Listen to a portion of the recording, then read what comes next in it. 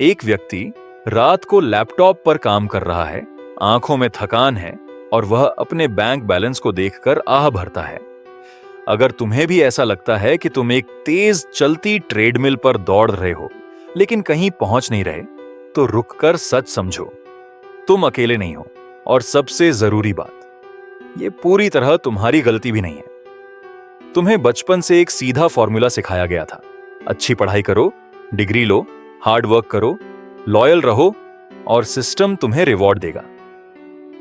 यह बात काफी हद तक बेबी बूमर्स के समय में सच भी थी, क्योंकि उन्होंने रिलेटिवली स्टेबल इकोनॉमी देखी थी जहां मेहनत और स्टेबिलिटी के बीच सीधा कनेक्शन था।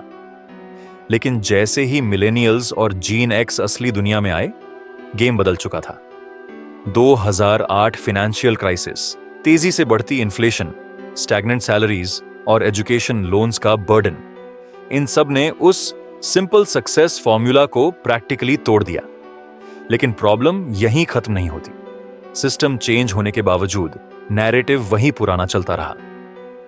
अगर तुम सक्सेसफुल नहीं हो तो तुम में ही कमी है। यही असली इकोनॉमिक गैसलाइटिंग है। रूल्स बदल दिए गए, लेकिन तुम्हें बताया गया कि खेल अभी भी फेयर है और हार तुम्हारी पर्सनल फेल। आज की रियलिटी और भी ब्रूटल है, क्योंकि तुम्हारी मेहनत सिर्फ तुम्हारी लाइफ तक सीमित नहीं है। अब तुम अपनी प्राइवेट स्ट्रगल्स की तुलना दूसरों की पब्लिक हाइलाइट्स से कर रहे हो। सोशल मीडिया ने कंपैरिजन को इन्फिनिट बना दिया है। हर कोई अपनी सक्सेस, प्रमोशन, लग्जरी लाइफ और अचीवमेंट्स दिखा रहा है, लेकिन कोई अपनी स्ट्रगल्स नहीं दिखाता। इससे इंपोस्टर सिंड्रोम पैदा होता है। तुम्हें लगता है कि शायद तुम ही फेक हो, तुम ही पीछे हो और कभी भी एक्सपोज हो जाओगे। पहले कंपैरिजन लिमिटेड था, स्कूल, कॉलोनी या ऑफिस तक, बट अब तुम ग्लोबल कंपटीशन में हो, बिना किसी प्रिपरेशन के। यही कांस्टेंट कंपैरिजन तुम्हारी आइडेंटिटी को एक पर्सनल ब्रांड में बदल देता है, जहां तुम्हें हर समय प्रूव करना पड़ता है कि तुम इनफ हो। इसके ऊपर हसल कल्चर का प्रेशर, हर समय बिजी रहना, हर हॉबी को मोनेटाइज करना, हर फ्री मोमेंट को प्रोडक्टिव बनाना, इसने लोगों को धीरे धीरे एग्जिस्टेंशियल डिप्लीशन की तरफ धकेल दिया।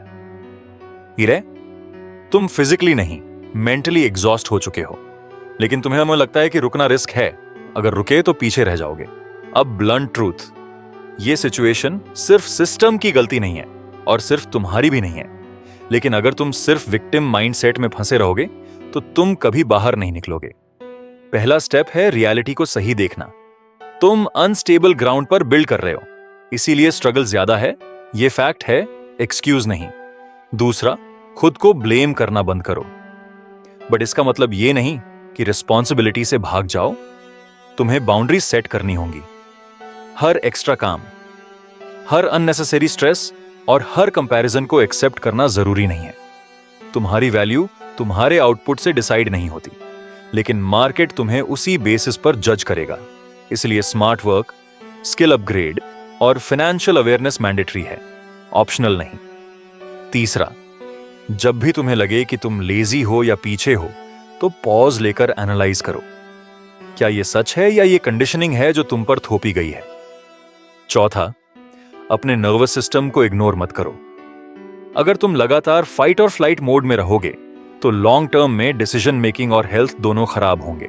आखिरी बात सीधी है, तुम कमजोर नहीं हो, लेकिन अगर तुमने खुद को समझे बिना बस दौड़ते रहे तो इवेंटुअली क्रैश करोगे।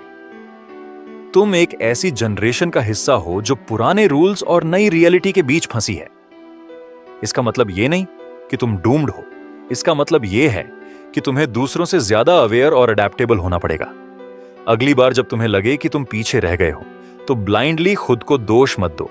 सिस्टम को समझो, अपनी पोजीशन को एनालाइज करो और फिर स्ट्रैटेजी बनाओ। क्योंकि सर्वाइवल अब सिर्फ हार्ड वर्क से नहीं होगा, बल्कि क्लैरिटी, कंट्रोल और कॉन्शियस डिसीजन से होगा।